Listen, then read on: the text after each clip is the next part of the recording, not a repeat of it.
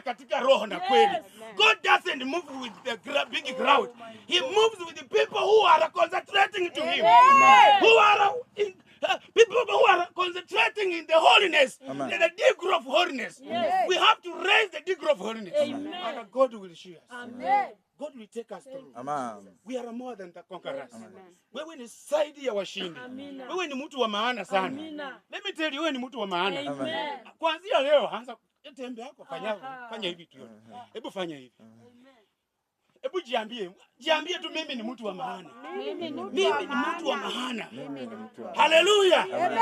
Haleluya. Kwa wewe tu. Yaani kwa wewe tu. Yale yaliyoshindikana kupitia kwako wewe inaenda kufaulika. Vitu ambavyo vilikwama kwa wewe tu vile ulivyo, Mungu anaenda kuvithibitisha katika jina la Yesu Kristo. Man of God has spoken here.